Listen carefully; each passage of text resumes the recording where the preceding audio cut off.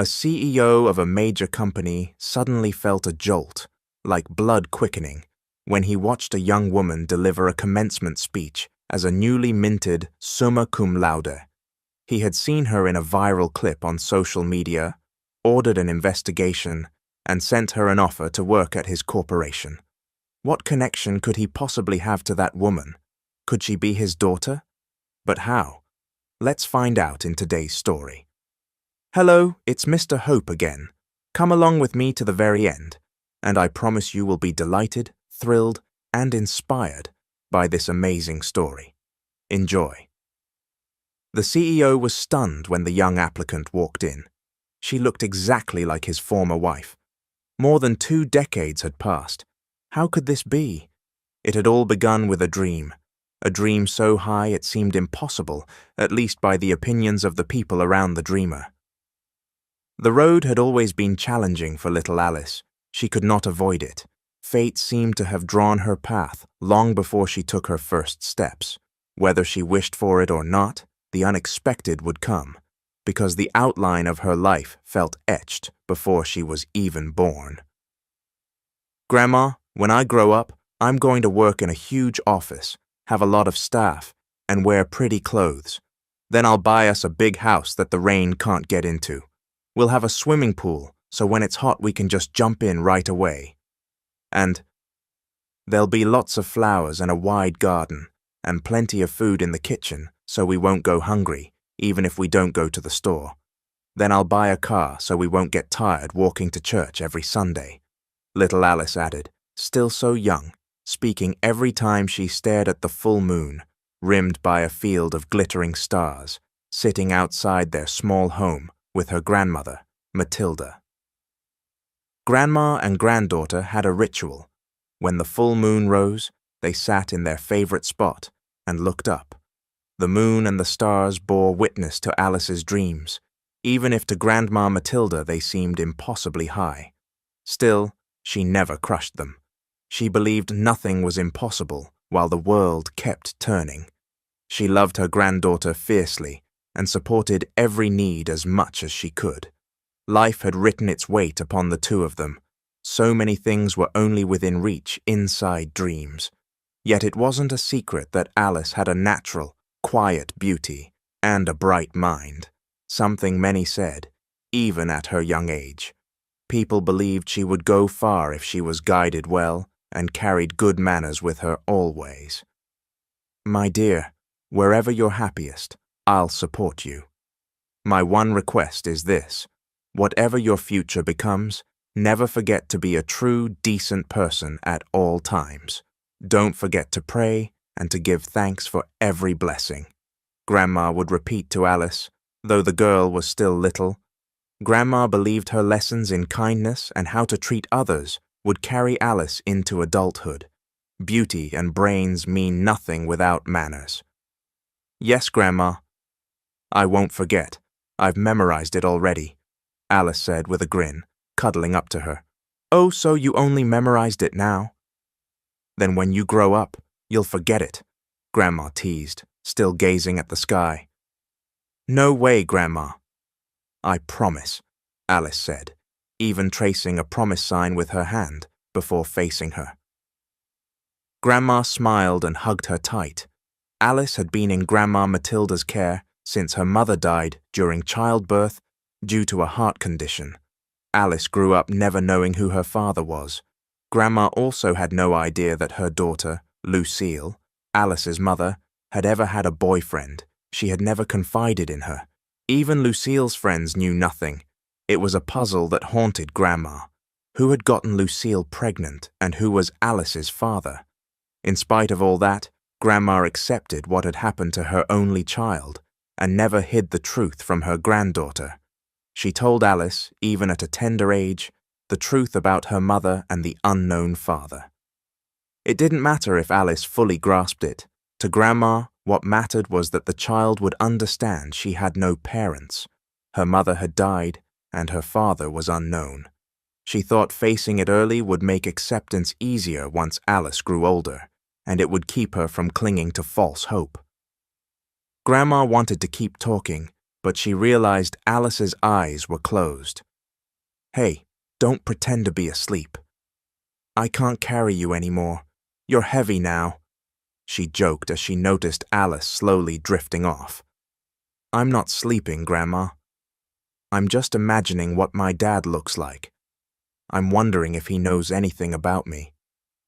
Because if he did, I wish he'd come find me, Grandma." "I hope he hasn't forgotten me," Alice said suddenly, and Grandma's heart sank. She stared into space, a sharp pain pricking her chest with regret. She wished she'd pressed Lucille to reveal who the father was. If Lucille had only told her, they could answer the question that haunted Alice. "My dear, forgive me. I truly don't know who your father is. Your mom never told me anything about him while she was alive.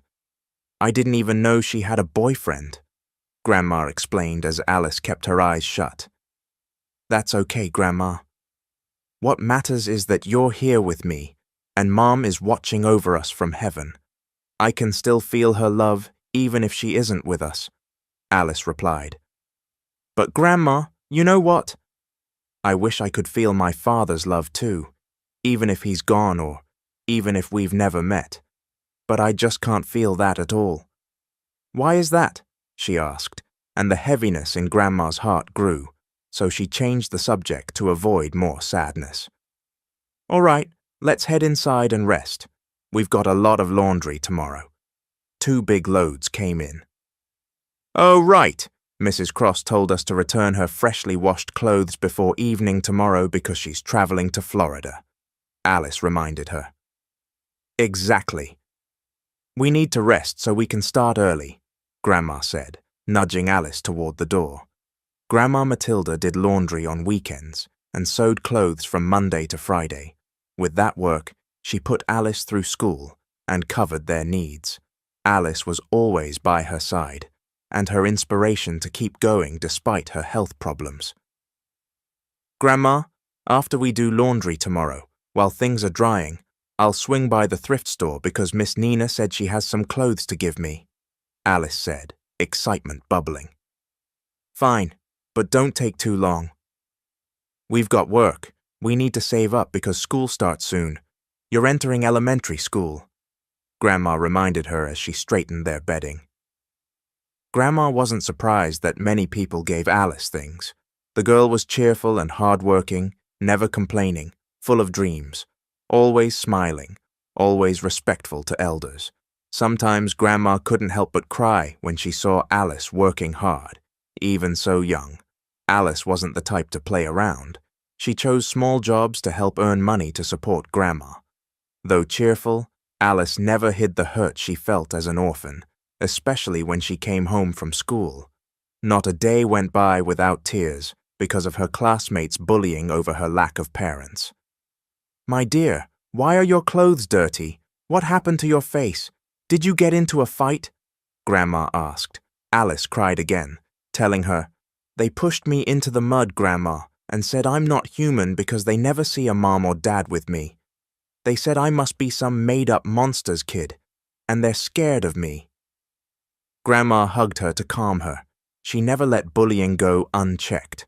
The next day she went to school, spoke with the teacher, and at every parent meeting, she reminded the other parents to guide their children and teach good manners, because too many were cruel, and her granddaughter kept being their target. Once, a parent confronted Grandma after their child dumped water on Alice's head while she was doing homework. Alice couldn't hold back and yanked the bully's hair in retaliation. The child went home and twisted the story to their parents, as if Alice was the one at fault. Because of these incidents, Grandma began dropping off and picking up Alice to avoid a repeat. "Grandma, if only my dad were here." "Then they couldn't say I'm the child of some monster," Alice said, sadly in Grandma's lap. "Don't worry, I'll come to your school every day so those bullies won't bother you," Grandma promised. "Thank you, Grandma," Alice answered, eyes already closing. Time flew. In high school, the bullying hadn't stopped, but now it was catty gossip behind her back. To her face, they were sweet, but when she turned, The jealous ones whispered about her beauty and brains. One day, a group of girls in the cafeteria didn't realize Alice was right behind them.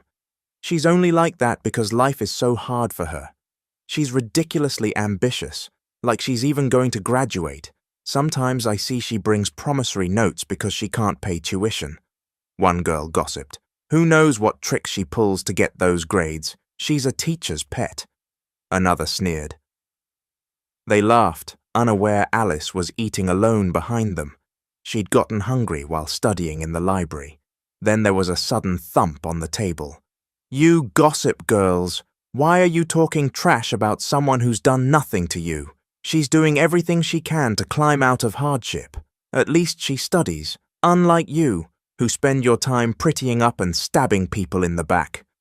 A boy's voice cut in, familiar to Alice. He was a popular student in another section. Wow, you really defended her, Paul. Why, what is she to you? You two aren't even close. One nosy girl teased. You're right, we're not close, but starting today we are. I'll be the one to protect her from judgmental girls like you. Instead of pulling another woman down, why not help her rise? He said. The girls, embarrassed, slunk away. The boy, known simply as Paul, glanced at Alice, walked over, and handed her a handkerchief. She'd been quietly crying. Here, wipe your tears, he said. Paul, we're not close. Why did you defend me? Alice asked. Didn't you hear me? From now on, we're close, and I'll stand up for you, he answered, gently dabbing her eyes himself when she didn't reach for the handkerchief. There. You look okay again. Maybe put on a little powder in the restroom, he added, making her laugh at his goofy, charming way. But won't this hurt your chances in the student council election? Alice worried. If they don't want to vote for me because I did the right thing, then so be it, he said, making her smile. She hadn't expected the campus heartthrob to be the one to defend her. He sat, and they started talking, like he wanted to know her. She felt awkward at first, but slowly opened up. When she laughed, he said, Keep laughing like that. Let the bullies deal with their own issues. You're not the problem. You have a beautiful smile. Alice felt her heartbeat quicken. From then on, they became best friends. He walked her to class and escorted her home. They were inseparable, rumors be damned. For half a year they grew close, until one day he surprised her with a trip to an amusement park, something on her bucket list. Surprise, Paul said, holding her hand. Wow, it's beautiful here. I thought we were going somewhere else. You even blindfolded me. She laughed. I wanted to surprise you, he replied, though she sensed a shadow in his eyes, like something was wrong. They rode all the rides, even the extreme ones. At first, Alice laughed because Paul seemed more scared than she was. He was sweet throughout, especially when they got on the Ferris wheel. He held her hand. No matter what happens, I want you to remember you're always in my heart, and you'll never leave my thoughts. You'll always be the love of my life, he said. The words thrilled her and terrified her, like a goodbye. It was. After that day, Alice learned he had dropped out and left. They never spoke again. It was her first heartbreak. She'd lost a friend and the boy she loved.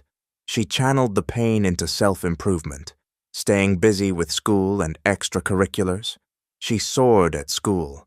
Trials toughen us, they say, and that's what happened to Alice. The once tearful child became strong and brave. She no longer hid and cried. Once, when a boy called her illegitimate, she socked him in the mouth. Try me again and see what happens, she told herself, steadying for the next class. After that, the taunts stopped. She doubled down on studies and became competitive in every activity, graduating high school as valedictorian. Because of her effort and drive, she won a great college scholarship at a well-known university. Thank God you got that scholarship, Grandma said, thrilled. Study hard, my dear. I know you can do this. I won't waste this chance, Grandma. Our future depends on it. I'll do my best, promise, Alice answered with a wink and a thumbs up, bringing tears to Grandma's eyes. 4 years later, Alice graduated summa cum laude in accounting and business management, the perfect package for her dreams in the corporate world. Grandma's joy overflowed as she watched Alice receive her diploma and honors. The audience applauded again and again as Alice delivered a speech full of inspiration, urging fellow graduates to chase every strand of their dreams. Our dreams don't end today. That's where they begin. Don't let fear defeat you. The fears that live in our hearts will push us straight to failure.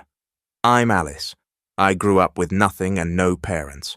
I was raised by my elderly grandmother with health problems. Let my story encourage you. Keep reaching, she said, drawing thunderous applause. Grandma clapped through tears.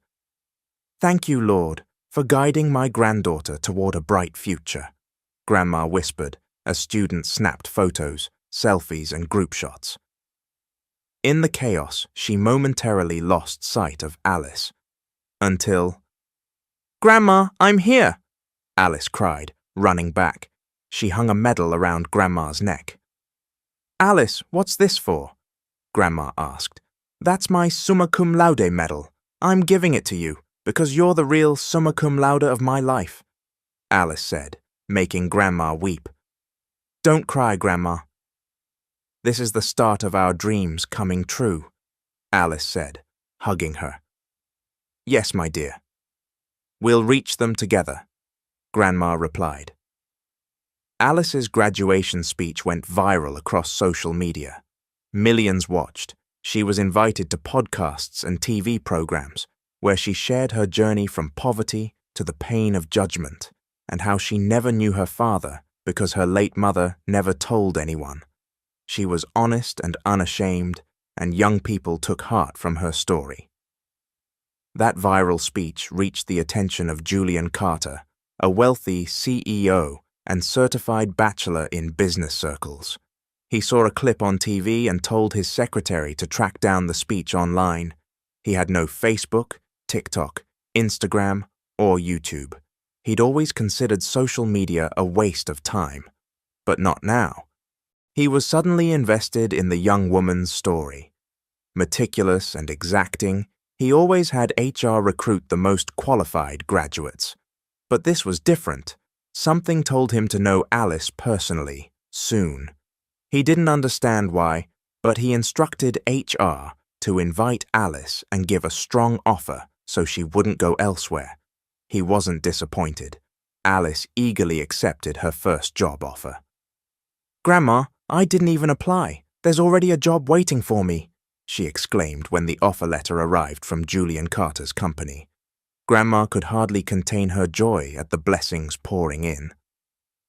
The night before her first day, Alice carefully ironed her outfit and went to bed early. She'd need to take 2 city buses to reach the office. Grandma, wake me early, okay? I don't want to be late. Please pray for me. I'm nervous and excited, she said, as Grandma straightened the sheets. Of course, I pray for you every day. Come on, let's sleep, Grandma replied. Morning came and Alice set out, transferring between buses, and in about 30 minutes she stood before the building. She took in the busy flow of people and the rows of cars in the parking lot, likely employees' vehicles. Someday I'll have a car, she thought as she made her way to the entrance. She headed for the elevator, but a security guard stopped her. Ma'am, the owner is behind you, he whispered, darting his eyes toward a well-dressed man with 2 women, likely his assistants, and 2 bodyguards. Alice glanced back and saw the CEO standing silently. She stepped aside and intended to greet him, but her nerves got the better of her when she noticed his reaction. He stared at her, unsmiling, eyes widening as if in shock. She lowered her gaze, thinking she'd somehow irritated him. She breathed easier when the elevator doors opened and Mr. Carter entered with his staff and guards. A bodyguard reached to press close, but the CEO's voice stopped him. "Wait. Don't close it." Alice looked up and saw him beckon. "Come on, ride with us," he said simply. Embarrassment flushed through her, but she swallowed it. The minutes were ticking, and she didn't want to be late on her first day. She slipped in and stood near the front. She noticed the guard scratching his head, startled, as if this broke some unspoken rule. Later, she'd learn it did. As the elevator rose, Alice felt the CEO's eyes on her. She avoided the mirrored wall to keep their eyes from meeting. She sighed in relief when the doors opened on the 8th floor, her stop. She thanked them and slipped out. As far as she knew, his office was on the 10th, where her final orientation would be held later. Inside the elevator, Julian Carter looked down after she exited, sadness crossing his face. His secretary and bodyguard exchanged glances. They'd been with him long enough to read his moods. He headed straight to his office and shut the door. Firm enough that the click echoed, he locked it. He couldn't settle after losing sight of Alice. Her face, her gestures, they dredged up a memory. A woman he once knew, or rather, didn't know, whose face he had never forgotten from his youth. He wanted to call Alice in immediately, but held back, worried it would be misinterpreted. He could do whatever he wanted, he owned the company, but fear kept him from opening the past, a memory that, to him, was a grievous wrong done to a woman. "Why am I thinking about this again?" "She looks exactly like the woman I spent the night with," he muttered, pressing his forehead against his desk. Thoughts tumbled but remained uncertain. He forced himself to function. No missteps. He'd made enough back then. No one could know. He hoped his friends had forgotten the incident long ago. He dabbed sweat from his brow, then called his secretary. "Have HR send me the portfolios of the new hires. Tell them I'll see them in the conference room in an hour." Within 30 minutes, HR delivered. He flipped through files, scanning resumes and glancing at photos, until Alice's portfolio stopped him cold. He scrutinized her picture, then every detail of her resume, then the photo again. The face, the nose, the eyes, the brows, even the hair, he whispered, sighing as he stared into space. He dropped the folder on the desk and tried to convince himself she had nothing to do with his long-ago sin. The night his friends had spiked his drink at a bar. He hadn't meant to do it. He'd been goaded, and he lost control. He told himself he wasn't fully to blame, yet the guilt had never truly left. The woman had been innocent. Where was she now? Who was she? Why did her memory torment him? He remembered an old flip phone he'd kept. He called his mansion and ordered someone to bring it to his office immediately. Fear churned with anticipation. The woman's face haunted his waking hours and his sleep. His conscience was collecting its dues. What if the woman and Alice looked alike and what if a child had been born? But who was the woman and where was she? He called the house again to hurry the errand. About 30 minutes later, the phone arrived. He placed it on the desk, breathing deeply to calm his racing heart, then plugged it into charge. He stared at it, glancing at the clock. He also remembered he was due to meet the new hires for orientation, including Alice. He took a drink of water, steadied himself, and went to the conference room. He immediately sought Alice with his eyes and found her sitting quietly. He took a seat at the far end and conducted the session himself. Unusual, HR normally handled it, but he wanted to see someone in particular, to speak to her, to know. HR staff were surprised. They'd never seen him personally address new hires. After 2 hours, he called them in, one by one, for short one-on-ones. Alice was last. She felt a flutter of nerves. This was the famously strict and meticulous owner, but she took a breath. She could do the job even without corporate experience. She was willing to learn.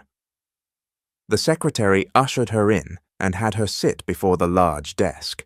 The secretary noticed that Mr. Carter wasn't in his usual seat. He was by the window, looking out. "Sir, Miss Alice is here," Julie said politely. His face looked sad. Unusual for him. He was quiet, but his eyes were usually lively in conversation. He was kind, despite being reserved, careful with words. "I'll be right out, Julie," he said, after a heavy sigh. Julie stepped back to tell Alice to wait a moment. Soon, he emerged from the side room and took his seat. Alice stood and greeted him. Their eyes met, and she looked away. She couldn't name the feeling that washed over her. For the first time in her life, she felt the presence of a father, yet she had no idea why. "Sit down and don't be nervous. No one gets eaten in this office," he said, deadpan, and she didn't know if it was a joke. He wasn't smiling. Her knees wanted to shake. Her heart thudded faster under his gaze. He, too, was tongue-tied. Looking at Alice sent his mind spiraling back to that night, more than 20 years ago. He didn't ask about the job yet. Instead, he powered on the old phone. Alice nodded and waited patiently. She watched him swipe through the screen, up and down, left and right, and then stop, gripping the phone tightly as he looked back and forth between the screen and her. Finally, he asked about her family, her mother, where they were from, what they did. Alice answered plainly, "Sir, I was raised by my grandmother. I never knew my parents. My mother died giving birth to me. My grandmother sews and does laundry. I don't know my father. Grandma said he never took responsibility when Mom got pregnant." "That's all I wanted to know, Miss Alice. You can start your work now. Welcome to the company," he said abruptly. Alice was puzzled.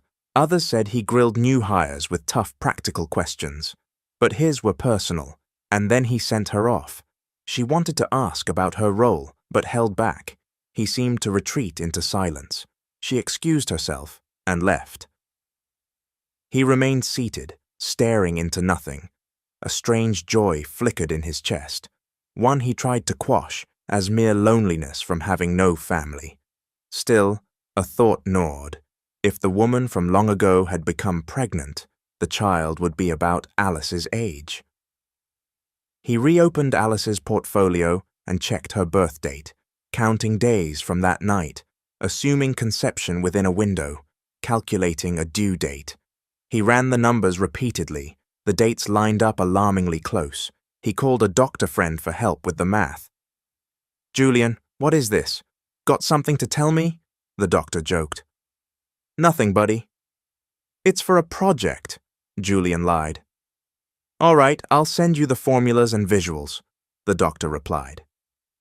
"Thanks, you're the best," Julian said, hanging up. At lunch, the new hires gathered in the cafeteria. Before eating, Alice stopped by the security desk. She learned that it was customary for the CEO to ride the elevator first and alone, with only his close assistant, no one else. "That's why I panicked earlier." "I'm sorry, ma'am," the guard apologized. "No worries, I didn't know either," Alice smiled. At the table, her group chatted quietly about their interviews. "Your turn, Alice." "You were in there the longest. You must have been grilled," one said. "Yeah, we were about to fall asleep waiting," another joked. Alice smiled and fibbed. I was nervous too. Felt like before I could finish one answer, the next question came. It was easier than explaining whatever strange thing had happened. After lunch, Alice took her post as an admin assistant. She'd be the first face visitors saw, handling inquiries. Her people skills, honed from life, were immediately useful. She was about to stand to head to the restroom when a man approached her desk. She sat back down. "Hi, miss. Good morning. I'd like to set an appointment with the owner, Mr. Julian Carter," he said. He was articulate, confident, and he smelled really good. Alice stared a second too long. He was handsome in a way that made her cheeks warm. He also felt oddly familiar. "Sir, Mr. Carter's office is on the 10th floor. His secretary is there. We handle logistics here," Alice said, pointing toward the elevator. "Thanks, I'm Paul, by the way," he said, extending his hand. "I'm Alice." "I'm new here, my first day," she replied. "Great. I have a meeting. Hope to see you again." Paul smiled. "Yes, mister." "Paul, I'm always here. You'll see me first," she grinned. He left but glanced back once before stepping into the elevator. Alice secretly swooned and even sniffed the hand he had shaken. The scent lingered in the air and on her palm. That cologne must be expensive, she thought, but why does he feel familiar? A little later, Paul returned to say his meeting with Mr. Carter was set for next week. "Thanks, Alice." "See you next week," he said, eyes lingering. Alice blushed under his kind gaze. The perfect teeth, the rosy lips. It all made the afternoon fly. Near 5 o'clock, Alice packed up with other new hires. As they exited the building, Mr. Carter was coming out. Everyone quieted as he asked, "So, how was your first day?" The friendliness surprised them. They had expected him to be forbidding. Even his close staff had noticed changes in him since morning, especially around Alice. People whispered. Maybe the bachelor boss had a crush. There was nothing wrong with that, they thought. "Heading home?" he asked. "Yes, sir," they chorused. "It might be better if you ride with us. I brought 2 cars." "We'll drop you off after a light dinner so you still get home early," he offered, instructing his close assistant, Thelma, to reserve seats and order at their usual restaurant. "So this is how the wealthy live," Alice mused. "They order ahead so there's no waiting."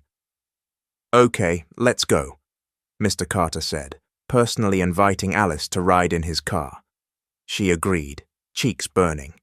Some onlookers gossiped, heads filling with assumptions as she slid into the boss's car. She sat quietly. She could feel Mr. Carter watching her in the rearview mirror, and she silently prayed they'd arrive quickly. They did. The restaurant wasn't far. The food was ready, and he invited them to eat.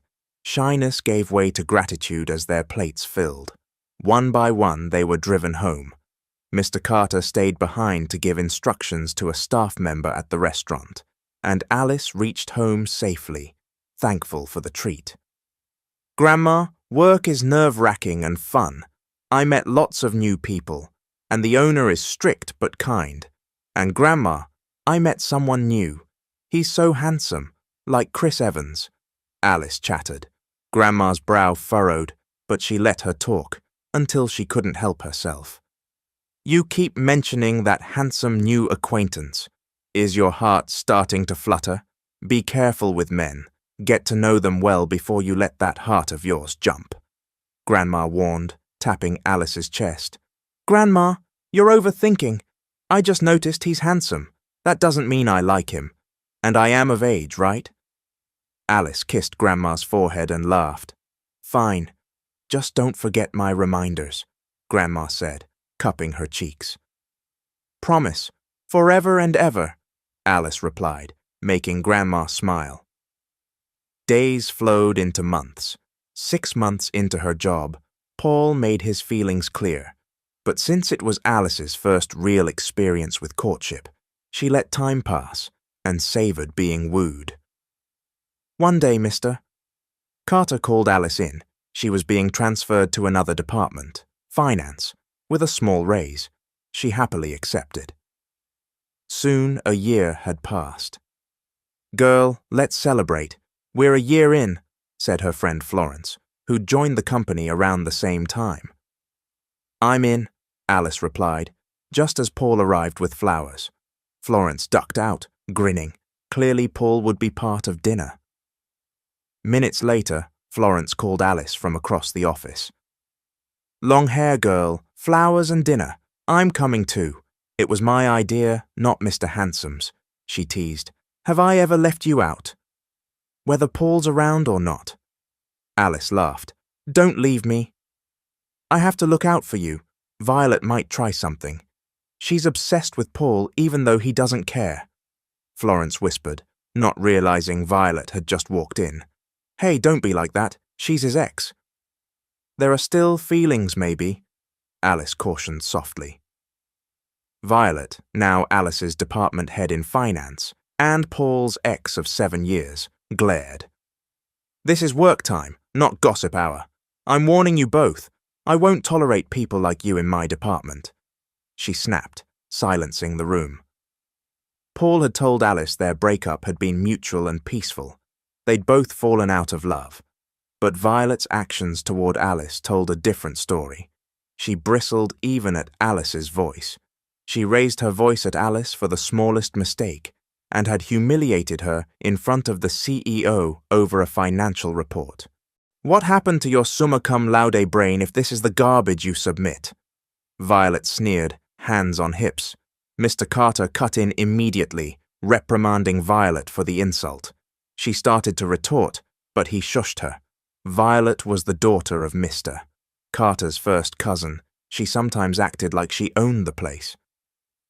I'm sorry, sir. I'll find the error, Alice said. It's all right, Alice. You still have time. Work from my office for now while you finalize the report. We'll do this together, Mr. Carter said gently, visibly moved by how often Violet attacked her. What, Uncle? Alice in your office? Are you serious? Violet burst in later. People say she's a gold digger. Mr. Carter remained calm. It's my decision. I own this company. My decision stands, he said, closing the door on further protest. Violet stormed out, teeth clenched. This isn't over. I'll drive you out of here, she hissed to herself. Over the year, Alice learned that life wasn't perfect. Some days sweet, some bitter, like a layered dessert that you must stir and savor to get the full taste. Paul colored her world, but she wasn't ready to let him all the way in. Violet's presence, the chaos, the fear of muddling her work and dreams, she held back. Still, in her heart, she loved Paul. She'd even introduced him to Grandma when he came to court her. He was her ideal. Hard-working despite being the only son of the owner of a company that supplied office materials to Mr. Carter's businesses. Paul didn't care about the gap between their lives. He accepted Alice for who she was and who she was becoming. Violet's hostility escalated. Sometimes Paul stepped in when he saw it, even taking on tasks Violet dumped on Alice. Alice didn't complain. Her determination only irked Violet more. We'll see how tough you are, Violet muttered, watching Alice assemble financial reports and recommendations for the upcoming annual departmental convention, work that should have been Violet's, not Alice's. For 2 weeks, Alice labored, studying every piece and building it exactly as Violet demanded. Well, Alice? How much longer? Violet taunted. 5 minutes, ma'am. I'll bring it to your office, Alice said, transferring files and printing materials. Hurry. I'm leaving for the convention. Violet smirked. Alice didn't know Violet had a hidden play in mind. Alice delivered both soft and hard copies, only for Violet to slam the thick report to the floor, papers scattering. I don't need that. I need you gone, from this company and away from Paul. He and I didn't get back together because you seduced him. And you're flirting with my uncle too. Violet spat, like a lion ready to pounce. Alice's vision darkened. Her whole body trembled with anger. She nearly slapped Violet, but remembered Grandma's counsel. She turned away, breathing slowly to control herself, and went to the restroom to cry in private. She studied her reflection, drew a long breath, and spoke to herself. You're doing this because of Paul. Fine. From now on, watch me.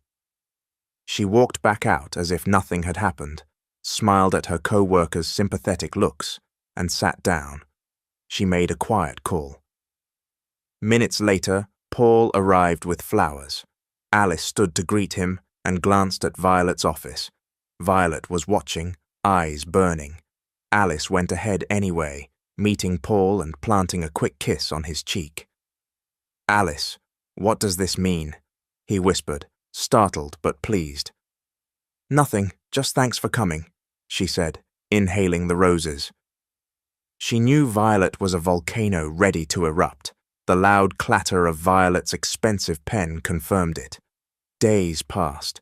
Violet's fury worsened when she saw Alice step out of Paul's car, sometimes giving him a goodbye peck if Violet was nearby. "Girl, you're a champion!" "Are you two official?" Florence squealed. "Oh yes, my life is perfect," Alice said a bit loudly. Florence squinted. "I know you. What's the agenda?" "Honestly, we're not official yet." I turned on the sweetness because Violet had just gotten out of her car and saw us. "She drives me nuts. The meanness is too much," Alice admitted, a sly smile tugging her lips. "I get it. But admit it. You're in love. Be careful. Your rival is a woman in love," Florence warned. "So am I," Alice grinned, teasing. Truth was, Alice planned no games beyond a little acting. She was close to saying yes to Paul. He'd won her over, and she felt light with him. She just wanted the right timing. She needed to be sure she could balance love, work, and the dreams she shared with Grandma. At work, she triple-checked everything she sent to the auditors. Still, Violet tried something shameless. Alice was summoned to face the CEO and the auditor over errors. Violet seized the moment to rant that Alice had lost focus, that she was flirting instead of working, that she needed to be replaced. Before Violet finished, Alice opened protected files showing her exact original entries. Someone had tampered with the data to make it look like her mistake. The auditor confirmed Alice's originals were clean. "No wonder our cash flow has issues. Someone's interfering with the data." "Get it. Trace the source machine. Whoever did this will answer to me," Mr. Carter ordered. Silence fell. Violet stood, tense, hoping to speak, but he didn't give her the chance. "I'm sorry, Alice. I thought ill of you. Please forgive me," Mr. Carter said humbly, his hands trembling as he held Alice's. "Be angry if you want, but please accept my apology," he added, which only enraged Violet more. "Uncle, stop. Fire that woman. She's the problem. People say she's targeting you too," Violet shouted. "You shut up, Violet. You don't know what you're saying. We have problems because of your obsession, your drama that you try to pin on Alice. I know, Violet. I know everything," he snapped. Violet fled to her office, fuming. "Alice, you can go back to work. I'll sort this out. I'm sorry," Mr. Carter said. Alice didn't speak. Tears were already threatening. She left, barely seeing where she was going. In the hallway, she ran right into Paul, who caught her in a hug. Seeing her tears, he guided her to his car during lunch, handed her water, and asked what happened. Words tangled with tears. She told him about Violet's lies, that Violet had even said she was his fiancée, and they were close to marrying. Paul shook his head. "No, Alice. She's not my girlfriend. We broke up cleanly. I'm free to love who I choose, and I choose you. Please believe me," he said earnestly. Alice swallowed hard. "I've thought about this a long time, Paul. I love you. I'm used to seeing you. But can we fix the mess around us first?" Paul's face fell, then softened. He squeezed her hand. "That doesn't mean I should stop courting you." "I'm not rushing you. I'll wait," he said. Alice smiled, heart leaping. She thought maybe Violet would stop, but Violet only grew more physical, more violent. Alice tried to avoid her, but they collided again, this time at the company's anniversary party. "You gold digger, illegitimate, ambitious parasite. You'll latch onto any man for luxury. I know where you came from. Your mother got pregnant and you don't even know your father." Violet spat at the entrance, not caring who heard. Humiliated, Alice turned away. Violet yanked her long hair just as Mr. Carter arrived. Alice stayed calm, repeating that she and Paul had done nothing wrong, that Violet had no claim on him, that she hated drama and would never steal anyone. Violet lunged to slap her, but Paul grabbed Violet's wrist. Violet thrashed like a caged animal. Her hand slipped and still grazed Alice's cheek. Mr. Carter stepped between them and, in a shocking first, slapped Violet. Twice. Gasps rippled. He pointed a finger at her. "I've indulged your spoiled behavior too often. Not anymore. You will not abuse my daughter. My daughter. Remember that," he said, voice like steel. Alice went still. Daughter? She could hardly believe it. Could it be true? The father she had prayed for had found her? Her mind exploded with questions. "Alice, my child, we need to talk." "There's a lot to fix," Mr. Carter said gently, supporting her. "This party isn't only for the company anniversary. I prepared it to surprise you, to introduce you to the public." "I don't understand. How?" Alice whispered, bruised inside by Violet's storm and stunned by the revelation. "Forgive me, child. The moment I saw you on TV, I had a feeling. You look just like your mother. I arranged for you to join my company. You're her image, the face, everything. I had an old phone with her picture. Remember when we ate at the restaurant and I stayed behind? I had them collect everything you touched, even a strand of hair and a tissue from when you cried in my office. I used it for a DNA test. I wasn't wrong. We're a match. You're my daughter, Alice," he said, voice breaking. "Enough tears for now. From this moment, I'll make it up to you. No one will abuse you again." A surge of belonging rose in Alice. For so long she'd longed to feel a father's presence, even in dreams. Now it was real. She was not a mistake, not a creature of whispers. She had a father, alive and here. "Get dressed. The program starts soon," he said.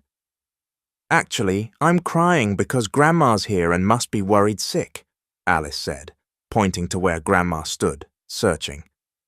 "My princess, I'll take care of her. I owe her thanks for raising you right. Freshen up and come back. The program is about to begin," he said, opening the car door and heading to Grandma. Minutes later, the music swelled and the MC called, "Mr. Julian Carter to the stage." In the middle of his remarks, the orchestra rose again. "I would like to introduce my only child and heir. Please welcome my Princess Alice," he announced. Grandma could hardly breathe. "Hold my hand tight, Grandma." "We're about to fly," Alice whispered, guiding her up the steps. "After this, explain everything to me," Grandma said. "We will, Dad and I," Alice promised, gripping her hand. On stage, Mr. Carter welcomed them. He told a short version of the story. Grandma slowly pieced it together. "Thank God you're whole now, my grandchild." "Your mother is happy in heaven. She guided you to your father," Grandma said through tears. "I can feel her watching," Alice answered, and the three embraced as applause swelled. "Ma'am, thank you for raising Alice so well." "I'll make it up to you, promise," Mr. Carter added, to another round of applause. Life kept turning. Alice advanced to chief officer of a department. Violet no longer worked there. But it wasn't luck. Alice had worked since childhood and deserved every blessing. With money and influence, she chose to help others, supporting charities and outreach, and even starting her own organization to serve needs she herself had known as a child. Paul never stopped showing his love. From the day their worlds were unequal to now, he loved her truly, accepting her past and present. "Hey, let's play!" a child called at the children's home. Alice and Paul were there on a volunteer day. Paul laughed, fingers intertwined with Alice's. "Go play, they're as lively as you," Alice teased. "They're as cute as you," he said, brushing her cheek. "I can't wait to have little ones as cute as them. Little Alice's and little Paul's." She swatted his arm. "What are you talking about?" When would that even happen? He fell quiet, thinking, then suddenly dropped to one knee in front of the kids and the nuns. "Hey, what are you doing?" Alice whispered. "Proposing, so we can get started on those cute kiddos," he grinned, pulling out a red velvet box with a diamond that sparkled like his eyes. "Stop, they're all staring." Alice hushed when a child yelled, "Say yes, Miss Alice." "You always tell us you love Mr. Paul." Alice laughed. "The cute kid says yes," she joked. She lifted Paul to his feet and hugged him. "Yes, I'll marry you, the man who accepted me completely. Even when our lives were worlds apart, even when I seemed to push you away, you never stopped. You proved your love, and now it's my turn to answer. Yes, I will marry you." Paul whooped, "Yes!" The kids cheered and clapped. He wanted to kiss her, but surrounded by children and sisters, he leaned in and whispered, "Later, when we get home." Of preparation later, they wed in a small church filled to bursting with love.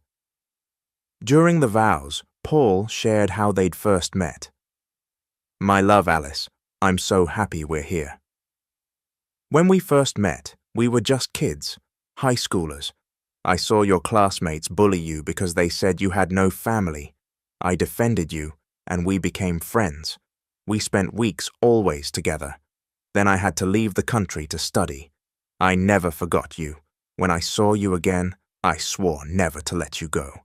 From then to now, you're the one my heart beats for. That won't change, not even when our hair turns white," he said. Yes, he was the same boy who had defended her long ago. No wonder he'd felt familiar the first day at the office. Now she was marrying him. After Alice promised to be loyal, faithful, and loving, the priest declared them husband and wife. They sealed it with a sweet kiss. Grandma Matilda, Mr. Carter, and Paul's family beamed with joy. And so ends the life story of Alice and Paul, together with their families. Thank you for listening. It's your tale master, Mr. Hope. Make sure to subscribe for more incredible stories.